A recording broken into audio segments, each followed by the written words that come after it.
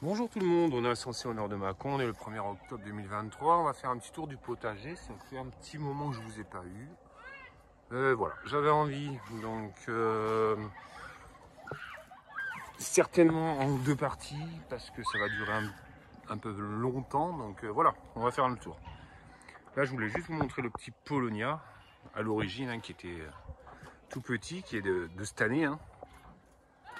Donc là il a à peu près 2,20 m. 2,20 m de hauteur. Je vous montre juste, quand il était tout petit, je l'ai eu comme ça en fait. C'est arrivé ici. Là je fais un test parce qu'il y a deux branches qui partaient, donc la branche principale, une autre branche, là je vais essayer de faire un marcotage, donc avec un truc que j'ai trouvé sur internet. J'ai mis de la terre dedans, je l'ai un petit peu rasé pour voir si les racines vont prendre. Donc voilà ce qui donne autre vue. Donc on est pas mal. Après au niveau du jardin, voilà ce que ça donne. Je vous montre 2-3 photos aériennes que j'ai prises avec mon drone il n'y a pas longtemps, mais bon, comme je débute avec le drone, c'est pas évident, on va dire au début. Allez, c'est parti. Donc ici, si vous... j'avais mis quelques... j'avais mis quoi ici? Je sais plus, je vais vous montrer 2-3 photos. Si j'avais les haricots rouges là, que j'ai cueillis, là c'est vraiment que pour la récolte de graines. Voilà, pour les reproduire, parce qu'en fait dans un sachet il n'y en a pas beaucoup et vous payez le sachet une blinde, donc on va essayer de les reproduire. Du coup, ce que j'ai fait là, récemment, il y a 3-4 jours, c'était devait être jeudi, donc j'ai mis des épinards. Hop, que j'ai semé. J'ai mis ça, les monstrueux de Viroflay. Donc ils sortent pas encore, j'ai mis 8 rangs là. 8 rangs, ok.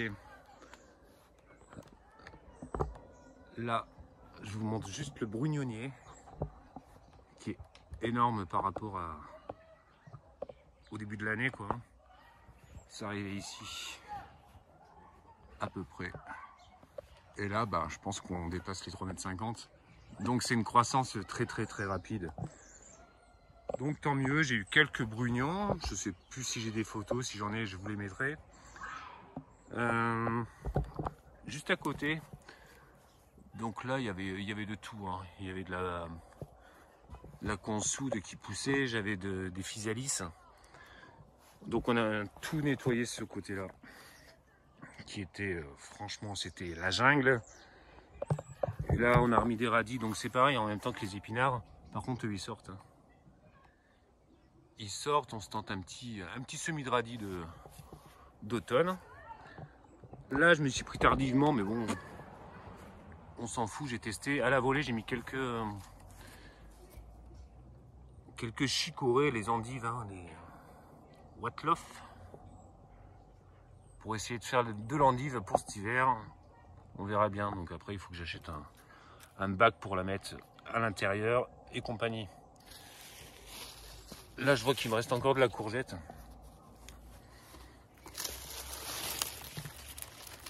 Tac. Ça en fait on a une arrière-saison qui est pas trop mal, c'est pour la reprise des plantes, j'ai l'impression. Parce que j'ai plein de plants qui je pensais qui étaient morts, comme ça. Donc avec l'oïdium et compagnie, c'est normal. Et en fait ça repart. Donc à l'origine, je partais de ce plan-là. Voilà, une belle petite courgette. Il est reparti, il est venu se mettre là. Avec un pâtisson à côté. Ah, donc comme ça je l'ai cassé, tant pis. Ouais, bah, je pense qu'il était temps. Ouais, bah, il est peut-être même pourri, on verra bien. Là j'avais... il me reste quelques courges. Donc bonnes à cuire, quand vous voyez que le pied est sec comme ça, c'est que c'est bon à cuire. Donc là c'était mon arche à l'origine.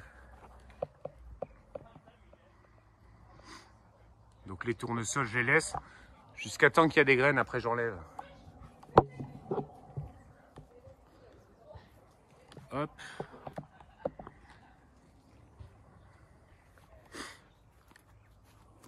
On va avancer petit à petit. Là, j'ai vu que j'avais un petit butternut, mais bon, de toute façon, il ira pas au bout. Hein. Il ira pas au bout, il est tout petit. C'est pas grave, là j'ai un petit marron, pareil, bon à récolter.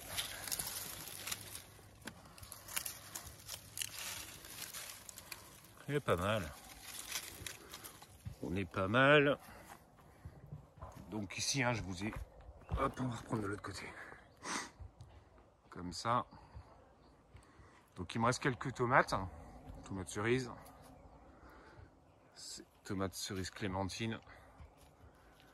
C'est du semis spontané qui a plus tenu que le semis que j'avais effectué un mois de mars.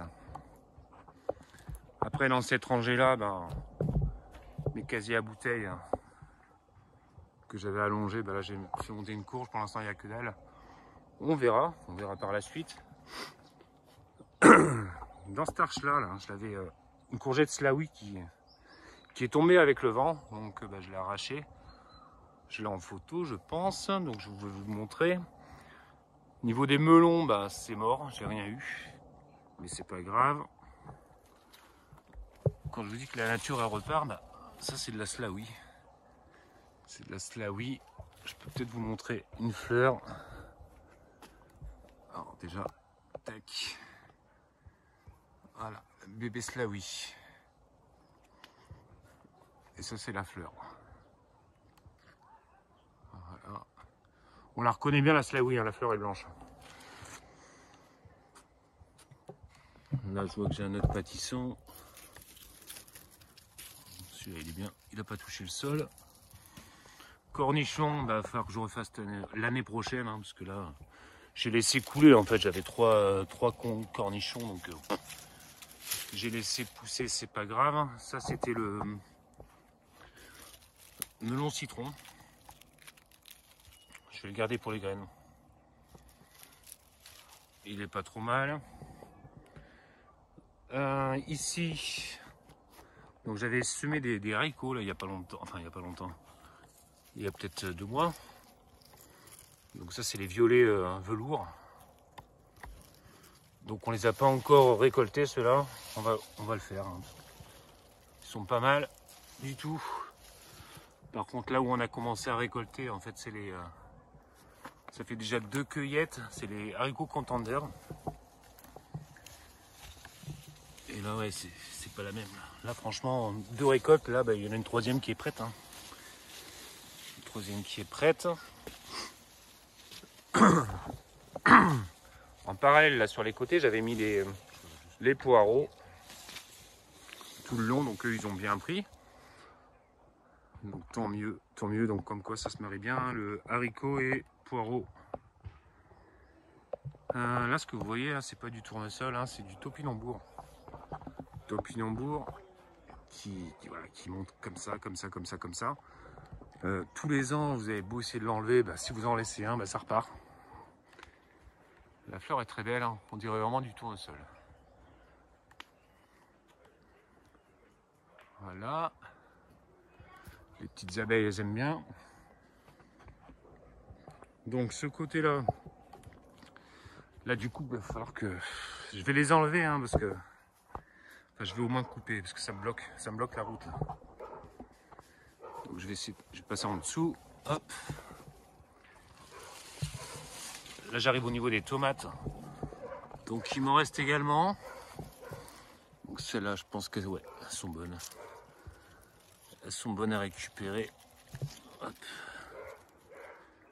Nickel. Donc moi elles sont venues très tardivement, hein. Cette année, c'était pas une année trop à tomates, mais bon, si l'arrière-saison est pas mal, on va pas être trop mal non plus.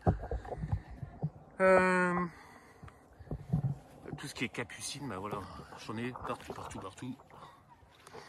Quand je vous dis partout, j'ai fait aucun semis cette année, hein. C'est la débandade. Mais bon, c'est pas grave, on laisse. Mais par contre, cette partie-là, cette planche, là, je vais passer je pense un coup de motoculteur. Oui, on va me dire, on va tuer la vie du sol, mais bon, c'est sur 30 cm, c'est pas énorme non plus. Hein, parce que là, la terre, elle est très dure.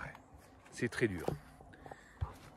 Il me reste encore une courgette de tailleur que je vais cueillir tout de suite. sera fait.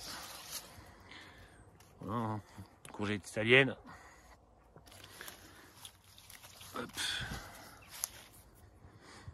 Donc c'est bien. Vous voyez, il y a encore de la capucine, mais quand je vous dis, c'est partout, partout, partout. Ça m'a envahi tout. Là, j'ai vu que j'avais... Ah bah oui. J'ai encore des pâtissons là derrière. Hop. Ça va, ils sont pas pourris. Bon, il y en a un qui est moisi en bas, mais c'est pas grave, lui il est bon. J'en ai un autre derrière. Donc ça va. Bah, tomates, il me reste. Après, tomates, c'est pareil, elles se font creuser. Et là, je pense que c'est les punaises. Là, c'est pas la nécrose apicale, donc la maladie du cul noir. Maladie du cul noir, je vais vous en montrer. Juste avant, je vous coupe. Voilà. Moi, c'est ça qui me bouffe. Les punaises. Font chier. Elles font chier.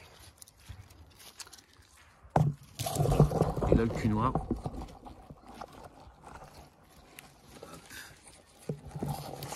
Le cul noir, donc dû à un stress hydrique, comme j'avais fait une vidéo pour vous le montrer, ou un manque de calcium, arrosage irrégulier et compagnie. La bourrage, elle sort partout, elle. Elle sort partout. Vous avez beau essayer d'enlever la racine, s'il reste un bout, c'est pareil, ça repart. Hein. Voilà. Au niveau de ce côté-là. Donc on est déjà à 12 minutes. Je vais couper la vidéo et je vous montre juste le coin spa qui est à l'origine. Ici il n'y avait rien, donc j'ai laissé pousser les bambous. Et du coup je le vois plus. Mais c'est bien, j'aime bien. Voilà, le petit coin spa à la fin. Je vais faire comme si j'étais dans le spa en fait. Voilà. J'ai pas de vision en fait. Je suis tranquille. Je suis tranquille. Et on va terminer sur les... juste devant, donc là, les belles de nuit qui sortent la nuit, donc forcément le jour elles sont fermées. J'avais posé un bananier ici. Donc là il reprend. Vous allez me dire il est pas très bon en point, mais s'il reprend, en fait il était vachement haut. Il était à peu près cette hauteur là. Un coup de vent, boum, ça l'a séché. Donc comme c'est une herbe, le bananier, je l'ai coupé. Je l'ai coupé ici. Tac. Et en fait, il repart quoi. Donc c'est un jeune bananier, de mes bananiers qui sont devant la maison. Et là, je vais vous montrer les Ippoméa lobata. Donc là, l'Ippomée volubilis, normal. Et l'Ippomea lobata, c'est ça quoi. Hop. Attendez, il fait des siennes encore mon truc là. Voilà. Et ça, en fait, ils sont partis partout sur le bambou, tout en haut là. Là, on voit pas trop. Hein. On voit pas trop, mais là, je vais récupérer les graines de ça là, pour en faire de nouveaux plants pour l'année prochaine. Voilà, dans la prochaine vidéo, là, je vais vous proposer en fait de partir donc côté latéral et côté devant pour voir un peu ce qui se passe. Donc j'ai fait de nouveaux semis, plantations, surtout des choux, de la salade, de la mâche et quelques aromatiques. Je vais vous montrer là au niveau de la terrasse. Donc pareil, là je suis en train de le laisser pousser le ricin pour récupérer les graines, parce que je pense que l'année prochaine, tac, je vais les mettre là-bas. Ce que j'adore. J'adore la masse que ça fait là, avec quelques pieds. C'est énorme. C'est énorme et c'est très joli. Hein.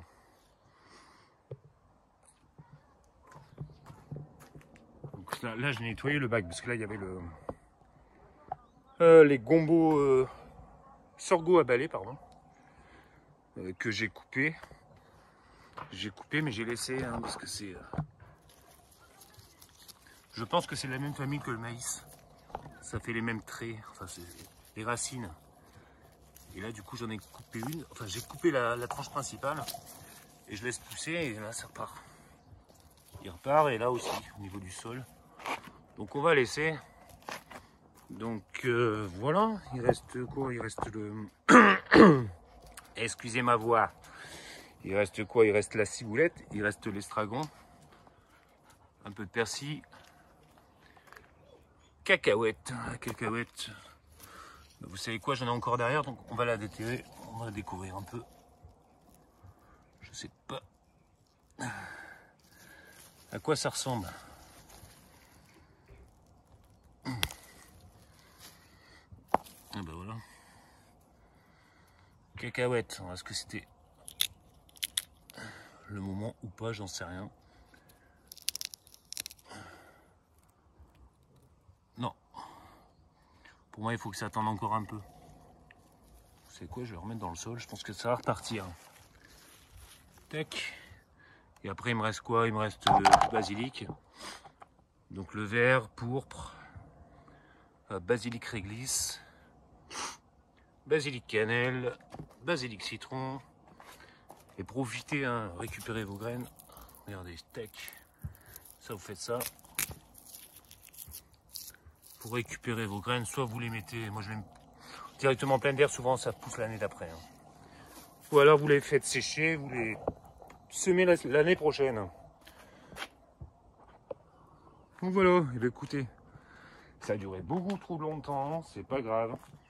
Je vais finir sur mes petits avocats là, que j'ai récupérés, qui sortaient tous de là-bas. Du coup, ben, ça m'en fait 7. Voilà. Et c'est tout. C'est tout, c'est tout. Je vous reprends plus tard hein, pour une nouvelle vidéo. Peut-être pas aujourd'hui, mais bientôt, je vous le promets. Allez, je vous fais un gros bisou. Passez un bon dimanche et je vous dis à très bientôt. Allez, ciao, ciao. Ciao.